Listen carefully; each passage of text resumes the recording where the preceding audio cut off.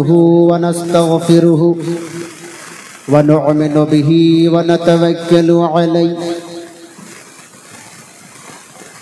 ونعوذ بالله من شرور أنفسنا ومن سيئات أعمالنا من يهده الله فلا مضل له ومن يضلله فلا هادي له ونشهد أن لا إله إلا الله وحده لا شريك له ونشهد أن سيدنا ومولانا محمدا عبده ورسوله أما بعد فأعوذ بالله من الشيطان الرجيم ببركة بسم الله الرحمن الرحيم يا أيها الذين آمنوا اتقوا الله حق تقاته ولا تموتن إلا وأنتم مسلمون أو كما قال الله تعالى في شأن أولياء ألا إن أولياء الله لا خوف عليهم ولا هم يحزنون صدق الله العظيم وصدق رسوله النبي الآمن المتين الكريم إن الله وملائكته يصلون على النبي يا أيها الذين آمنوا صلوا عليه وسلموا تسليما الله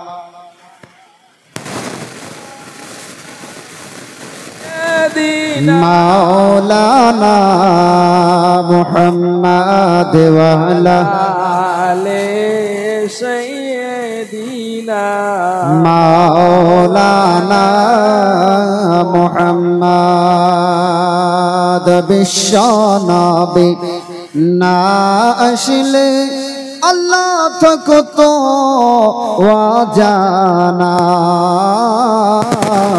বিশ্বনবী না আসলে আল্লাহ থাকতো ওয়াজানা দয়ার নবী দুনিয়ায় এসে মায়ার নবী দুনিয়ায় এসে দিলেন খোদার ঠিকানা আল্লাহুম্মা সাল্লি আলা সাইয়্যিদিনা مولانا محمد وعلى آل سيدنا مولانا محمد আসমানে রয় ফারিস্তারা বলেন ও আমিনা পাক বিবি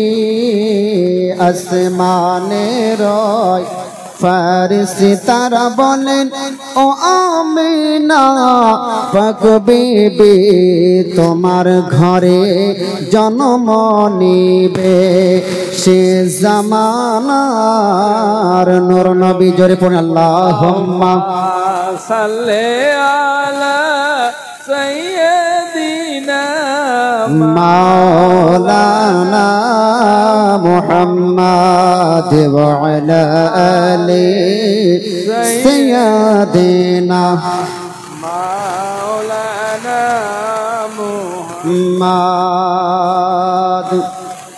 গোলাপ নীলাম গদা নীলাম নীলাম রজনীগন্ধা মনের সুখে মালা গেথেছি সকাল থেকে সন্ধ্যা সুবহানাল্লাহ ইয়া রাসূলুল্লাহ ইয়া হাবিবাল্লাহ ইয়া রাসূলুল্লাহ ইয়া হাবিবাল্লাহ গোলাপ নীলম গাদা নীলম নীলাম রজনীগন্ধা মনের শোকে মালা গেথেছি সকাল থেকে সন্ধ্যা একবার দেখা দাও যদি ও গো কমলিওয়ালা একবার দেখা দাও ও গো স্বপ্নে রাত্রি বেলা হাসি মুখে পরাবো তোমায় হাজার ফুলের মালা সুযোগ পেলে পরাবো তোমায় হাজার ফুলের মালা বল ইয়া রাসূলুল্লাহ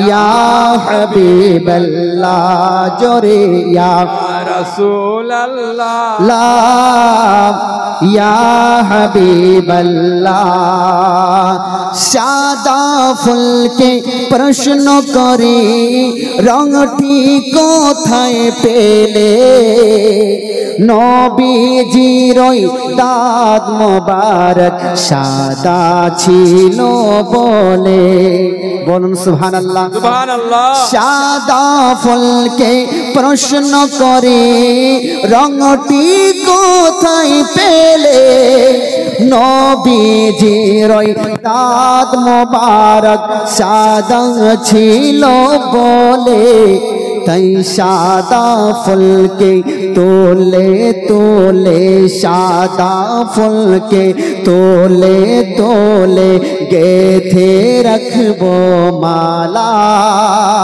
হাসি মুখে পরাবো তোমায় হাজার ফুলের মালা ইয়া রাসূলুল্লাহ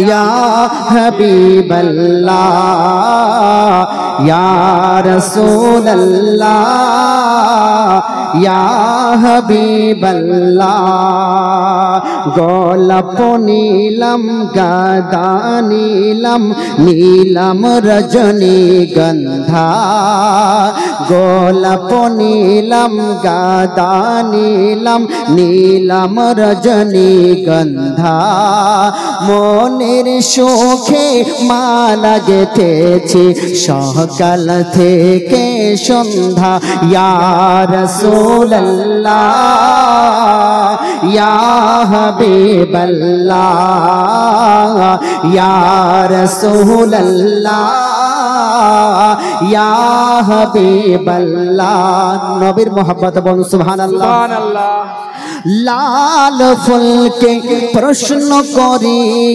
রংটি কোথায় পেলে নবীজির খুন মোবারক লাল ছিল বলে লাল ফুলকে প্রশ্ন করি রংটি কোথায় পেলে নবীজির খুন মোবারক লাল ছিল বলে তাই লাল ফুলকে তোলে তোলে গেথে রাখবো মালা হাসি মুখে পরাবো তোমায় হাজার ফুলের মালা হাসি মুখে পরাবো তোমায় তোহরদ ফুলের মালা ইয়া রাসূলুল্লাহ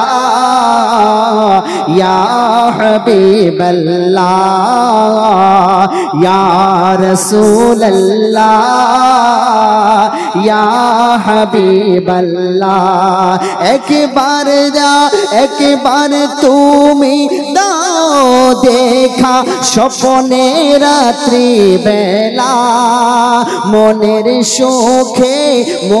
সুখে পরাবো তোমায় হাজার ফুলের মালা ইয়া রাসূলুল্লাহ ইয়া হাবিবাল্লাহ গোলাপ নীলম গাদা নীলম নীলম রজনীগন্ধা গোলাপ নীলম গদা নীলাম নীলাম রজনী গন্ধা মনের সুখে মালা গেতেছি সকাল থেকে সন্ধ্যা ইয়া রাসূলুল্লাহ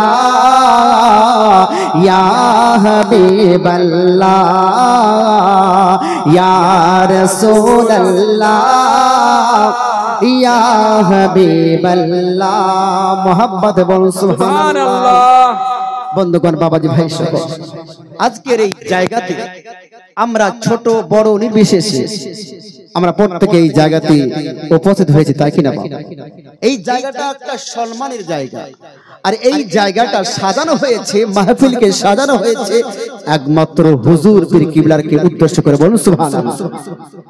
এখানে আলে রাসূল আওলাদে রাসূল উনি উপস্থিত হবেন, আমাদের মাঝে আসবেন, যার মহব্বতে আজকের এই জালসার আয়োজন, তাই কিনা? বলুন সুবহানাল্লাহ। আজকে আপনাদের এমন একটা ওয়াকিয়া আপনাদেরকে শোনাবো, হয়তো কখনো শুনেছেন বা শুনেননি।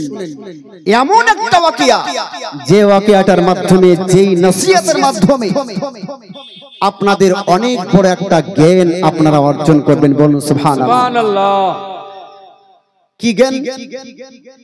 আমরা সবাই ওলিকে মানি, পীর মানি, তাই কিনা? সবাই মানি। যে পীরের ভক্ত হোক না কেন, কোন যায় আসে না, সে আহলে সুন্নাত হলেই চলবে। বলুন সুবহানাল্লাহ। আহলে সুন্নাত হলেই চলবে। যেই পীরের সম্মান করুক, সমস্ত আউলিয়া কেরাম, সমস্ত পীরানে এজাম আমাদের চোখের মণি, মাথার তাজ। বলুন সুবহানাল্লাহ। আমরা সমস্ত ওলিদেরকে ভালোবাসি, অন্তর থেকে ভালোবাসি, দিল থেকে ভালোবাসি, আমাদের চোখের মণি মনে করি, মাথার তাজ মনে করি। সেই জন্য আমি যেই নসিহত করতে যাচ্ছি, বানানো নসিহত নয়, কিতাব থেকে। বলুন সুবহানাল্লাহ। শুনবেন ভালো করে। আদব এবং বেআদব, ভালো এবং মন্দ, সত্য এবং মিথ্যে, এই প্রত্যেকটা জিনিসের ভাগ আছে কিনা? আছে কিনা? যেখানে ভালো আছে সেখানে মন্দর আশ্রয় নাই। কথা বুঝতে পেরেছেন? হ্যাঁ না বলবেন। যেখানে ভালো সেখানে মন্দ চলে যাবে, যেখানে আদব হবে সেখানে বেআদব কোনো অস্তিত্ব থাকবে না, তার স্থান থাকবে না। আমার আব্বাজি ও আমার প্রিয় সোনা মানিকেরাম, হযরতে আব্দুল কাদের জিলানী রাহমাতুল্লাহ তাআলা আলাইহি, তার দুইজন বন্ধু ছিল। একজনের নাম হলো ইবনে সিকা, আর একজনের নাম হলো আব্দুল্লাহ তামিমি। জোরে বলুন সুবহানাল্লাহ। হযরতে আব্দুল কাদের জিলানী বাগদাদের নিজামিয়া মাদ্রাসায় লেখাপড়া করতেন। বাল্যকাল ছিল, পড়াশোনার বয়স। মাদ্রাসার তালিমরা একটু মানে নেকামো হয়, আছে কিনা? কিন্তু হযরতে আব্দুল কাদের জিলানী রাহমাতুল্লাহ আলাইহি অত্যন্ত সদয়, অত্যন্ত নম্র, ভদ্রতা ছিলেন। কিন্তু হযরতে আব্দুল কাদের জিলানী রাহমাতুল্লাহ তাআলা আলাইহি তার দুইজন বন্ধু আব্দুল্লাহ তামিমি এবং ইবনে সিকা। আব্দুল্লাহ তামিমি তিনি বর্ণনা দিচ্ছেন, বাপ আব্দুল কাদের জিলানী যে মাদ্রাসায় পড়াশোনা করতেন, তার দুইজন বন্ধু। তৎকালীন যুগের ঘটনা, বাগদাদ নগরী সেই সময় একটা গৌসের সন্ধান তারা পেল। সবাই বলা বলি করে, এই বাগদাদ নগরী একটা গৌস বলে একজন আল্লাহর ওয়ালি বুজুর্গ, তার নাম চতুর্দিকে ছড়িয়ে গিয়েছে। বলুন সুবহানাল্লাহ। যদি কোনো আউলিয়া কেরাম, কোনো পীর আসে, তো এলাকাতে নাম ছড়াবে না? আজকে যে আমাদের এই জায়গাতে হুজুর কাদরি মিয়া আসবেন, তো এলাকায় কি খবর নাই? পুরো এলাকা খবর আছে। তাদের কাছে খবর আসলো যে একজন গাউস, একজন ওলি, একজন বুজুর্গ একটা জঙ্গলে এসেছে। তো তিন জনের মধ্যে, শুনবেন ভালো করে, তিন জনের মধ্যে আলাপ আলোচনা হচ্ছে। তো ইবনে সিকা বলতেছেন, আসলে কি সে পীর? বলুন সুবহানাল্লাহ। সত্যিকারে কি সে ওলি? সত্যিকারে কি সে বুজুর্গ? আমি যাচাই করব। আমি কি করব? যাচাই করব, বাছাই করব। আমি এমন একটা প্রশ্ন করব সে হতভম্ব হয়ে যাবে, আমার প্রশ্নের উত্তর পারবে না।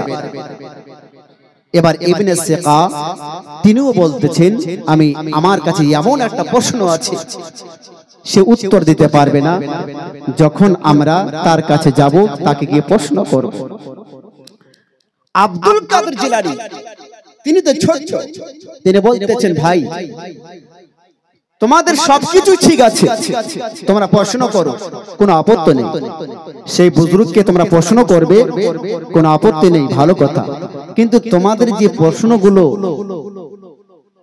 আমি শুনে বুঝতে পারতেছি তোমরা বেয়াদবি করতেছো। বলুন সুবহানাল্লাহ। তোমরা কি করতেছো? বেয়াদবি করতেছো। এই ধরনের প্রশ্ন একজন বড় বুজুর্গকে এই ধরনের প্রশ্ন করাটা তোমাদের মোটেই উচিত না। বলুন সুবহানাল্লাহ। বন্ধুগণ, বাবাজি ভাইরা ও আমার প্রিয় সোনা মানিকেরা, আব্দুল্লাহ তামিমি তিনি বর্ণনা দিচ্ছেন, ইবনে সিকা এবং আব্দুল্লাহ তামিমি বলে আমি নিজে সঙ্গে আব্দুল কাদের জিলানী রাহমাতুল্লাহ তাআলা আলাইহি আমরা তিনজন মিলে ওই বুজুর্গের কাছে চলে গেলাম। যখন আমরা গেলাম সামনে বসেছিল, দেখতে দেখতে হঠাৎ করে উধাও হয়ে গেল, অদৃশ্য হয়ে গেল, কোথায় চলে গেল দেখা যায় না। আবার হঠাৎ করে যেন ওই বুজুর্গ আল্লাহর ওলি যেন বাবা তাদের সামনে বিরাজমান। বলুন সুবহানাল্লাহ।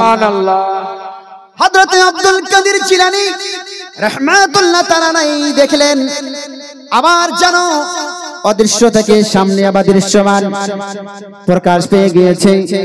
এবার ওই বুজুর্গ বাবা ইবনে সিকার দিকে যেন তাকিয়ে বলে, এই ইবনে সিকা, এই ইবনে সিকা, তুমি কি মনে করেছো তুমি এমন একটা প্রশ্ন নিয়ে এসেছো আর তুমি মনে করেছো আমি তোমার উত্তর দিতে পারবো না? এই ইবনে সিকা, তোমার ওই প্রশ্নের উত্তর আমার কাছে আছে। উত্তরটা বলে দিলেন এবং বললেন, এই ইবনে সিকা শোনো, তোমার যে প্রশ্নটা যেভাবে তুমি নিয়ে এসেছো, এই ইবনে সিকা শোনো, তোমার প্রশ্নের উত্তর আমি দিয়ে দিলাম এবং আমি তোমার শরীরে দেখতে পাই, তোমার শরীরে আমি কুফর দেখতে পাচ্ছি, তোমার শরীরে আমি আগুন দেখতে পাচ্ছি, তুমি অতি শীঘ্রই পথভ্রষ্ট হয়ে যাবে। আল্লাহর ওলি তার মনের ভিতরে কি প্রশ্ন আছে সে এখনো বলেনি, কিন্তু প্রশ্নের উত্তর প্রশ্ন সহ ওই বুজুর্গ বলে দিলেন। বলুন সুবহানাল্লাহ। ওই জন্য একজন বুজুর্গ বলেছেন যে আলিমের দরবারে বসতে গেলে মুখ বন্ধ করে আর ওলির দরবারে বসতে গেলে দিলটাকে স্থির রেখে। বলুন সুবহানাল্লাহ। তারা কাশফের মাধ্যমে তারা বলে দিতে পারে। কথা বুঝতে পেরেছেন বাপ? বেয়াদবি কত বড় বেয়াদব ছিল ওই ইবনে সিকা, সে মনে করেছে কিছুই উত্তর দিতে পারবে না, মানে তাকে লজ্জিত করার জন্য, তাকে অপমান করার জন্য সে প্রশ্নটা নিয়ে গিয়েছিল। সে ভেবেছে আমি তো সব থেকে বড় মেধাবী, আমার কাছে যে প্রশ্ন আছে আমার প্রশ্নের উত্তর দিতে পারবে না। কিন্তু বোকা, সে জানে না সে আল্লাহর বন্ধু। বলুন সুবহানাল্লাহ। সে আল্লাহর বন্ধু, যে আল্লাহর হয়ে যায় আল্লাহ তার হয়ে যায়। বলুন সুবহানাল্লাহ। ও আমার আব্বাজিরা, ওই বুজুর্গ যেন ইবনে সিকাকে বললেন, তোমার প্রশ্নের উত্তর হলো এটা। উত্তর দিয়ে দিলেন। দেওয়ার পরে এবার আব্দুল্লাহ তামিমিকে ডাকলেন, এই আব্দুল্লাহ তামিমি এদিকে আসো, তুমি তোমার প্রশ্ন হলো এটা, তোমার উত্তর হলো এটা। প্রশ্ন সহ উত্তরটা বলে দিলেন। দেওয়ার পরে বললেন, এই আব্দুল্লাহ তামিমি, আমি দেখতে পাচ্ছি যে অত শীঘ্রই খুব তাড়াতাড়ি দুনিয়া তোমার এই কানের লাউ পর্যন্ত পৌঁছে গিয়েছে, অর্থাৎ অল্প সময়ের মধ্যে এই দুনিয়ার তুমি অনেক অট্টালিকার মালিক হবে, সম্পদশালী হবে, ভালো একটা পদ পেয়ে যাবে। বন্ধুগণ বাবাজি ভাইরা, এবার হযরত থেকে বলেন ওই বুজুর্গ হযরত আব্দুল কাদের জিলানী ছোট্ট ছেলে বাবা তার দিকে তাকিয়ে মুস্কি মেরে হাসলেন এবং আব্দুল কাদের জিলানীকে বললেন বাবা তুমি আমার এদিকে আসো। আব্দুল কাদের জিলানী রাহমাতুল্লাহ তাআলা আলাইহি ওই বুজুর্গের নিকট হলেন এবং ওই বুজুর্গ আব্দুল কাদের জিলানীকে বাবা সিনার সাথে লাগালেন। জোরে বলুন সুবহানাল্লাহ। সুবহানাল্লাহ। আব্দুল কাদের জিলানীকে সিনার সাথে লাগালেন এবং বলেন এই আব্দুল কাদের শোনো, আমি দেখতে পাচ্ছি এই ছেলেটা কোনো সাধারণ ছেলে নয়। আমি দেখতে পাচ্ছি হাজা আলা রাকাবাতি কুল্লি ওয়ালিল্লাহ, এই এমন এক ছেলে যে ভবিষ্যতে বিশাল বড় মাপের একজন ওলি হবে আর যার গর্দানে সমস্ত কি বলে যার কদম প্রত্যেকটা ওলির গর্দানে হবে। বলুন সুবহানাল্লাহ। আমি দেখতে পাচ্ছি আব্দুল কাদের জিলানীকে বুকের সঙ্গে লাগিয়ে মাথায় একটা চুমু দিলেন। কেন? আব্দুল কাদের জিলানী তিনি গিয়েছেন ওই ওলির দরবারে, ওই বুজুর্গের দরবারে গিয়েছিলেন ফয়েজ হাসিল করার জন্য। বলুন সুবহানাল্লাহ। কথা বুঝতে পেরেছেন? তিন বন্ধু যখন কথাবার্তা হয় তো আব্দুল কাদের জিলানী জিজ্ঞাসা করা ইবলিস কা তুমি তো ওই তার কাছে যাচ্ছ কিসের জন্য? বলে প্রশ্ন করার জন্য। বলে আব্দুল্লাহ তামিমি? বলে আমি প্রশ্ন করার জন্য। আব্দুল্লাহ তামিমি যখন আব্দুল কাদের জিলানীকে জিজ্ঞাসা করেছিলেন আসার আগে তুমি কিসের জন্য যাচ্ছ, তিনি বললেন আমি ফয়েজ বরকত হাসিল করার জন্য যাচ্ছি। বলুন সুবহানাল্লাহ। কিছু বুঝতে পারলেন? আজকে আমরা এই পবিত্র জালসায় উপস্থিত হয়েছি শুধু জালসা শোনার জন্য নয়, বরং ফয়েজ হাসিল করার জন্য। বলুন সুবহানাল্লাহ। কেন? যে এখানে আলে রাসূল আওলাদে রাসূল এখানে আসবেন, এখান থেকে একটা শিক্ষা পাওয়া গেল। আব্দুল কাদের জিলানী তিনি যেমন ভাবে সম্মান জানালেন ওই আল্লাহর ওলিকে, ওই বুজুর্গকে, ওই ওলি আব্দুল কাদের জিলানীকে বুকের সাথে লাগালেন, লাগাইয়ে বললেন হে আব্দুল কাদের জিলানী তুমি একদিন অনেক বড় ওলি হবে। তোমার বক্তব্যতে হাজার হাজার মানুষ অমুসলিমরা ইসলামের ছায়া তলে আসবে। বলুন সুবহানাল্লাহ। যখন হযরত আব্দুল কাদের জিলানী ওলায়াত পেয়ে গেলেন, ওলি হয়ে গেলেন, তিনি তো মাদারজাদ ওলি ছিলেন। যখন তিনি মসজিদে বাগদাদের মসজিদে মেম্বারে দাঁড়িয়ে যখন খুতবা দেওয়ার সময় বলতে লাগলেন হাজা আলা রাকাবাতি কাদামি হাজা আলা রাকাবাতি কুলিল্লাহ, আমার এই কদম সমস্ত ওলির গর্দানে সমস্ত আউলিয়া কেরাম মাথা নিচু করে নিয়েছিল। বলুন সুবহানাল্লাহ। সেই সময় হিন্দুস্তানের রাজা হযরত মুঈনুদ্দিন আজমেরী সঞ্জারি রাহমাতুল্লাহ আলাইহি সেই সময় গজনী পাহাড়ে ছিলেন। বলুন সুবহানাল্লাহ। একজন ওলি আর একজন ওলির খবর জানে। যখন গৌসি আজম এলান করলেন আমার কদম সমস্ত ওলির গর্দানে, সেই সময় গরিব নওয়াজ মুঈনুদ্দিন হাসান আজমেরী গজনী শহরের পার্শ্ববর্তী এলাকায় পাহাড়ে ছিলেন। তখন তিনি কি করলেন? নিজের মাথা কানা নিচু করলেন এবং বললেন লা বাল, বললেন না শুধু গর্দান নয়, ওই ওলির কদম মোবারক আমার গর্দান নয়, তিনি বললেন আমার চোখে এবং আমার মাথায়। জোরে বলুন সুবহানাল্লাহ। কত সম্মান জানালেন আমার বাবাজি ভাইরা। তো আমরা আপনারা এই পবিত্র জায়গায় এসেছেন একজন ওলির মহব্বতে। কার মহব্বতে? ওলির মহব্বতে এসেছেন, আউলিয়া কেরামের মহব্বতে এসেছেন, হুজুর কাদের মিয়াকে উনার মহব্বতে আলে রাসূলকে দেখার জন্য এসেছেন এবং তার সাথে সাথে ওয়াজ নসিহত শোনার জন্য এসেছেন। আল্লাহ বলে দিয়েছেন, আমি যে প্রথম আয়াতটি পাঠ করেছি, আল্লাহ বলতেছেন বান্দাদের উদ্দেশ্যে ইয়া আইয়ুহাল্লাযীনা আমানু তাকুল্লাহা হাক্কা তুকাতিহি ওয়া লা তামুতুন্না ইল্লা ওয়া আনতুম মুসলিমুন। বলুন সুবহানাল্লাহ। আরেকটি আয়াত করেছিলাম আলা ইন্না আউলিয়া আল্লাহি লা খাউফুন আলাইহিম ওয়া লাহুম ইয়াহজানুন, নিশ্চয় যারা আল্লাহর ওলি, যারা আল্লাহর বন্ধু, তাদের এই জগতে পরজগতে কোনো ভয় নাই, ভয়টা শুধুমাত্র আমাদের। বলুন সুবহানাল্লাহ। আমাদের ভয়। আর এই ভয়টাকে দূর করার জন্য আল্লাহ আবার সতর্কবাণী করে দিলেন। মহান রব্বুল আলামিন বলেন, ইয়া আইয়ুহাল্লাযীনা আমানুত্তাকুল্লাহা হাক্কা তুকাতিহি ওয়া লা তামুতুন্না ইল্লা ওয়া আনতুম মুসলিমুন। আল্লাহ তাআলা কোরআনের মধ্যে বলেন, হে আমার ইমানদার বান্দা বান্দিরা, তোমরা আমাকে ভয় করার মতো ভয় করো ততক্ষণ পর্যন্ত তোমরা পূর্ণ মুমিন মুসলমান। ততক্ষণ পর্যন্ত তোমরা মৃত্যুবরণ করিও না, যতক্ষণ পর্যন্ত তোমরা পূর্ণ মুমিন মুসলমান না হয়েছ। জোরে বলুন সুবহানাল্লাহ। যতক্ষণ পর্যন্ত তোমরা পূর্ণ মুমিন মুসলমান না হয়েছো তোমরা মরিও না। কেন বললে? অত সহজ নাকি বা? মরে গেলেন, মরতে তো সবাইকে হবে, তাই কি না? কিন্তু মরে গেলেন আর মরার সামান নিয়ে যাবেন না, তো কবর আপনাকে ছাড় দিবে? ফ্যান লাগাবেন না আর ঘরে বসে বলবেন যে হাওয়া ঢুক, হাওয়া আয়, গরম লাগছে, ঘামটা মুছে দে, এটা হবে না। ঘরে আরামের জন্য বাপ বিছানা, কত সুন্দর করে বিছানা বিছিয়ে রাখেন। এই যে গরম লেগে গিয়েছে তো বলছেন একটু ফ্যানটা না চললে ভালো লাগে না। রাতে যদি ফ্যানটা যদি কি বলে লাইনটা যদি চলে যায় গরমের সময় তো মনটা ছিটপিট করে, ভালো লাগে না। তো ওই কবরের মধ্যে যখন যাবেন তো ওই কবরে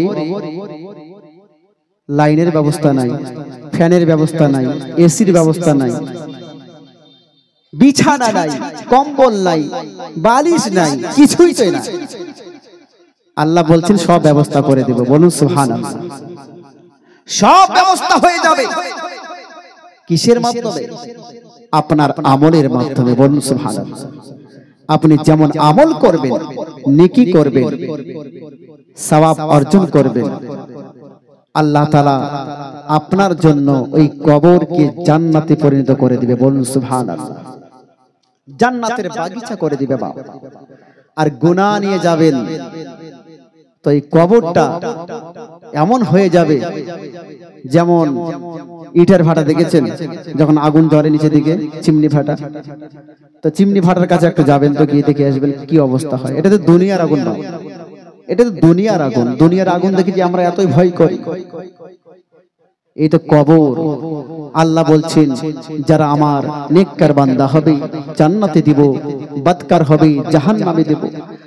দুনিয়ার আগুন যদি আমাদেরকে এত কষ্ট দেয়, ওই জাহান্নামে আগুন কতটা ভয়ানক, কিন্তু আল্লাহ তাআলা মুমিন বান্দাদেরকে জান্নাতে দিবে। বলুন সুবহানাল্লাহ। মুমিন বান্দা যারা হবে আল্লাহ তাআলা তাকে জান্নাত দিবে। যদি সে গুনাহগার হয়, গুনাহ যত গুনাহ করেছে তার শাস্তি ভোগ করার পরে আল্লাহ তাকে জান্নাতে দিবে। বলুন সুবহানাল্লাহ। বান্দাদের যদি একটা নেকি থাকে, সামান্য যদি ঈমান থাকে, নবীর উপর ভালোবাসা থাকে, তো আল্লাহ সে ব্যক্তিকে জান্নাত দিবে। কখন? আযাব কমপ্লিট হওয়ার পরে।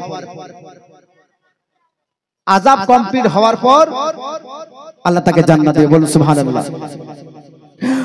ও মুমিন তুমি বুঝিও বোঝো না। সুবহানাল্লাহ। ও মুমিন তুমি শুনিও শোনো না, কবর হবে তোর আসল ঠিকানা। ও মুমিন তুমি শুনিও শোনো না, কবর হবে তোর আসল ঠিকানা। নামাজ রোজা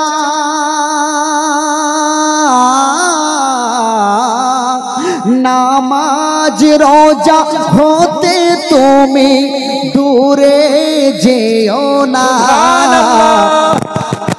ও মুমিন তুমি বুঝিও বোঝো না কবর হবে তোর আসল ঠিকানা আসল ঠিকানা ওই কবর হবে ও মুমিন তুমি বুঝিও বোঝো না কবর হবে তোর আসল ঠিকানা নামাজ রোজা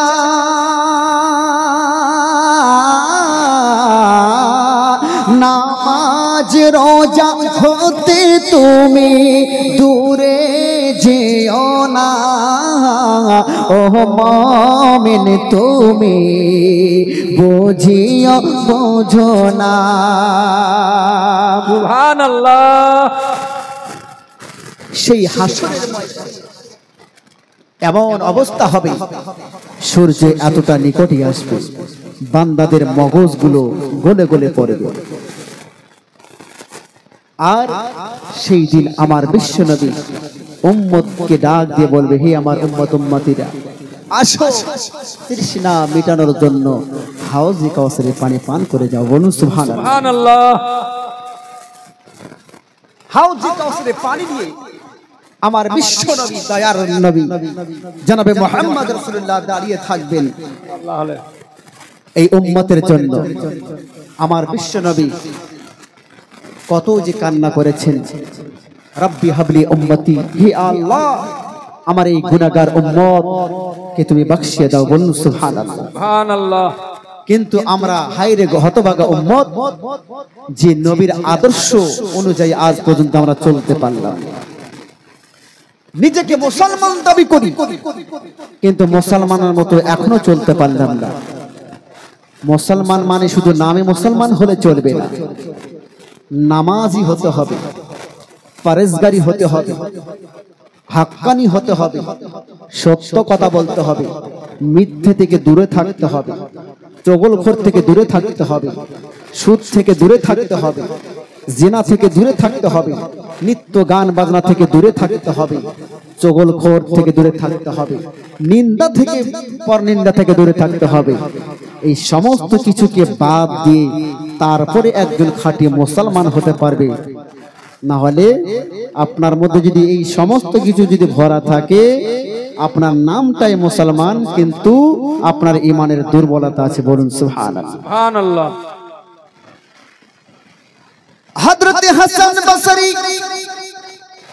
রাহমাতুল্লাহ তাআলা আলাইহি আল্লাহর ওলি হযরত হাসান বসরি জান বাবা ঘরের ভিতরে একা একাই যেন কান্না করেন এত জোরে কান্না করেন ওই কান্নার শব্দ বাবা মুরিদরা পেয়ে গেল বলে হুজুর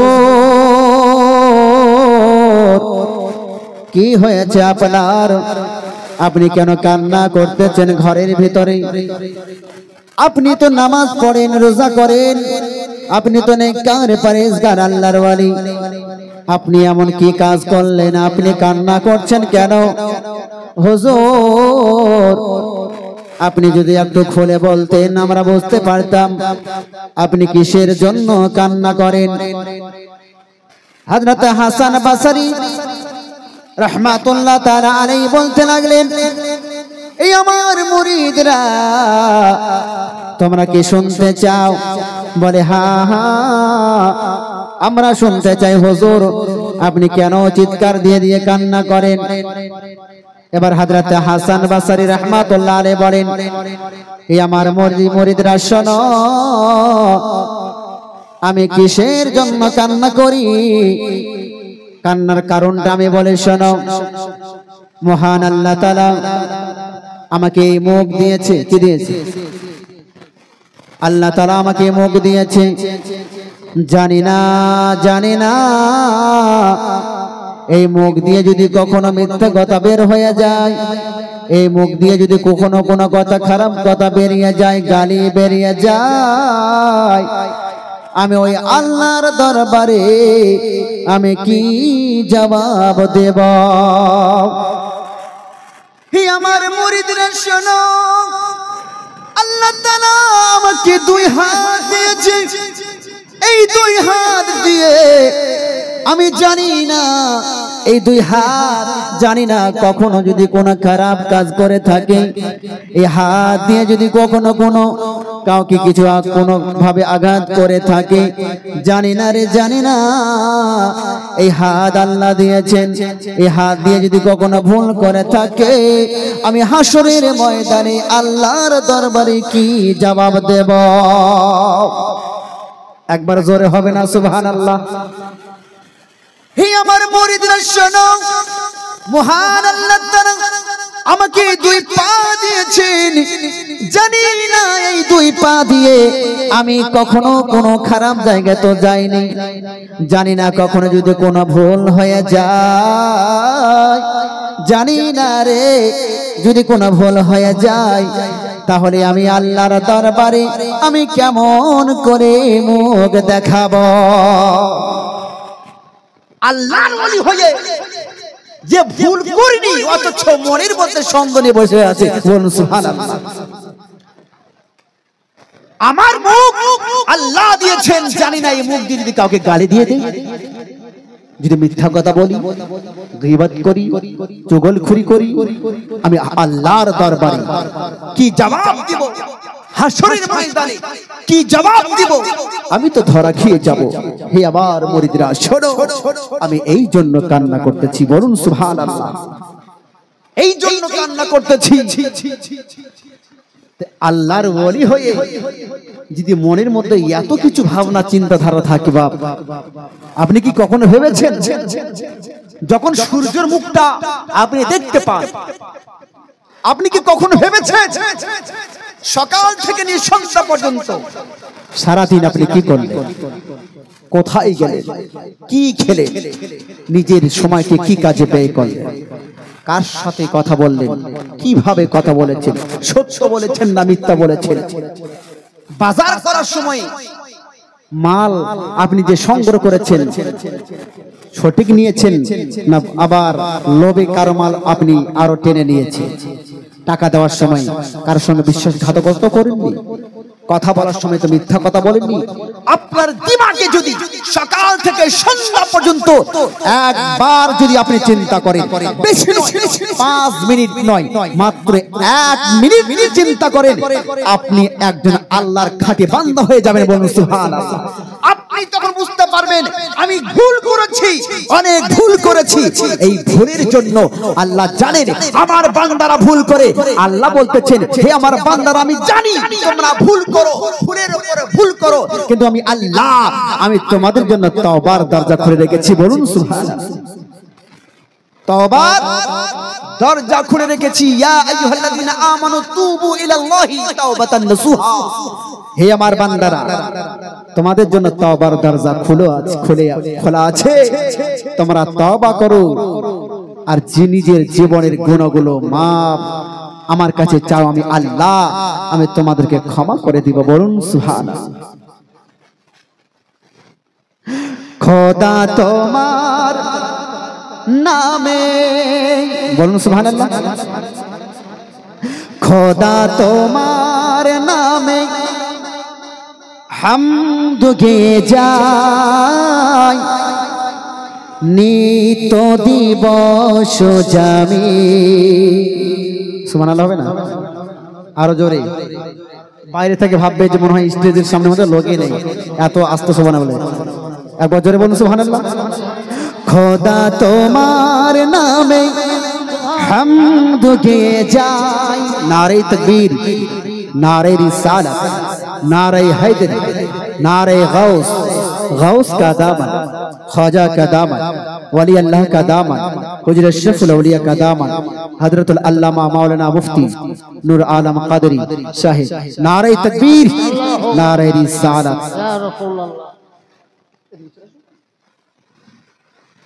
एक बार जोरे होबे सुबहानाल्लाह। सुबहानाल्लाह, सुबहानाल्लाह। खुदा तुम्हार नामे হামদ গে যায়, নিত দিবস জামি খোদা তোমার নামে হামদ গেয়ে যায় নিত দিবস জামি। আমরা সব সময় কার শুকরিয়া আদায় করি? আল্লাহর। বলুন সুবহানাল্লাহ। আল্লাহ তাআলা আমাদেরকে এত কিছু দিয়েছেন, এক একটা শুকরিয়া আদায় করি, কিয়ামত হয়ে যাবে শেষ করতে পারবো না। বলুন সুবহানাল্লাহ। এত কিছু আল্লাহ দিয়েছেন, দুনিয়ার সামনে তো দূরের কথা, নিজের দিকে তাকালে আপনি অনুভব করতে আপনি এতটাই ক্লান্ত হয়ে যাবেন যে আল্লাহ তাআলা এত কিছু আমাদেরকে দিয়েছেন। আল্লাহ তাআলার শুকরিয়া আদায় করি। বলুন সুবহানাল্লাহ। আরেকবার বলুন আলহামদুলিল্লাহ। একবার বলুন সুবহানাল্লাহ। বলুন খোদা তোমার নামে হামদ গেয়ে যায় নিত দিবস জামি সুরে সুরে ভেসে যেতে চাই অবুঝ বান্দা আমি খোদা তোমার নামে হামদ গেয়ে যায় নিত দিবস জামি খোদা তোমার নামে হামদ গেয়ে যায় নিত দিবস জামি। ভোরের পাখি করে ডাকা ডাকি মধুর তোমার ওই নাম যে নাম নিয়ে পুষ্প ফোটে তোমার দয়ায় অবিরাম। সুবহানাল্লাহ বলবেন, কষ্ট হচ্ছে? বলুন সুবহানাল্লাহ। ভোরের পাখি করে ডাকা ডাকি মধুর তোমার ওই নাম যে নাম নিয়ে পুষ্প ফোটে তোমার দয়ায় অবিরাম। ভোরের পাখি করে ডাকা ডাকি মধুর তোমার ওই নাম যে নাম নিয়ে পুষ্প ফোটে তোমার দয়ায় অবিরাম। তুমি খোদা অন্তর্যামী তোমারি করুণা কামী খোদা তোমার নামে হামদ গেয়ে যায় নিত দিবস জামি খোদা তোমার নামে হামদ গেয়ে যায় নিত দিবস জামি। ইয়া রহমান ইয়া রহিম ইয়া রহমান ইয়া রহিম। একবার জোরে বলুন সুবহানাল্লাহ। সুবহানাল্লাহ। নিকশ কালো দূর নীলিমা মিষ্টি হাসে ওই চাঁদ তার জোছনা ছড়িয়ে পড়ে স্নিগ্ধ মধুর একে রাত। সুবহানাল্লাহ বলবেন না? সুবহানাল্লাহ। মনে হয় খাওয়া দাওয়া করে আসেননি। ওই রহিমের বাড়িতে খিচুড়ির ব্যবস্থা করা হয়েছে, যারা না খেয়ে আছেন একটু খেয়ে আসবেন জালসার পরে। একবার বলুন সুবহানাল্লাহ। সুবহানাল্লাহ। জালসার পরে এখনই, হ্যাঁ ভুল বলে দিলাম, এখনই যাবেন খেয়ে আসবেন। নিকশ কালো দূর নীলিমা মিষ্টি হাসে ওই চাঁদ তার জোছনা ছড়িয়ে পড়ে স্নিগ্ধ মধুর একে রাত। তোমার রহম শেষ হবে না, তোমার রহম শেষ হবে না জানে খোদা তোমার নামে হামদ গেয়ে যায় নিত্য দিবস যামি খোদা তোমার নামে হামদ গেয়ে যায় নিত্য দিবস যামি সুরে সুরে ভেসে যেতে চাই অবুঝ বান্দা আমি খোদা তোমার নামে হামদ গেয়ে যায় নিত্য দিবস যামি বরং সুবহানাল্লাহ। একজন মায়ের সম্পর্কে গজল শুনবে, যদি বলেন তো শোনাবো। সুবহানাল্লাহ, সুবহানাল্লাহ, সুবহানাল্লাহ। আমি চাঁদকে বলি তুমি সুন্দর নাও আমার মায়ের মতো। আমি চাঁদকে বলি তুমি সুন্দর নাও আমার মায়ের মতো। গোলাপকে বলি তুমি মিষ্টি নাও আমার মায়ের মতো। আমি চাঁদকে বলি তুমি সুন্দর নাও আমার মায়ের মতো। গোলাপকে বলি তুমি মিষ্টি নাও আমার মায়ের মতো। মাঝে আমার সবার সেরা, মাঝে আমার সবার সেরা, অনন্তকাল অবিরত। আমি চাঁদকে বলি তুমি সুন্দর নাও আমার মায়ের মতো। মাকে কি কে ভালোবাসে তাকে বলবো। সুবহানাল্লাহ। হীরা নাকি শুনি সবচেয়ে দামি, সারাক্ষণ করে ঝলমল, তাহার চেয়েও অধিক দামি আমার মায়ের আঁচল। হীরা নাকি শুনি সবচেয়ে দামি, সারাক্ষণ করে ঝলমল, তাহার চেয়েও অধিক দামি আমার মায়ের আঁচল। মাঝে মাকে ছেড়ে চাই না আমি, মাকে ছেড়ে চাই না আমি, হীরা মানিক কত শত। আমি চাঁদকে বলি তুমি সুন্দর নাও আমার মায়ের মতো। গোলাপকে বলি তুমি মিষ্টি নাও আমার মায়ের মতো। আমি চাঁদকে বলি তুমি সুন্দর নাও আমার মায়ের মতো। গোলাপকে বলি তুমি মিষ্টি নাও আমার মায়ের মতো। মাঝে আমার সবার সেরা, মাঝে আমার সবার সেরা, অনন্তকাল অবিরত। আমি চাঁদকে বলি তুমি সুন্দর নাও আমার মায়ের মতো। মাঝে হলো প্রেম মমতায় বিধাতার সেরা উপমা, হয় না কভু মায়ের সাথে অন্য কারো তুলনা। মাঝে হলো প্রেম মমতায় বিধাতার সেরা উপমা, হয় না কভু মায়ের সাথে অন্য কারো তুলনা।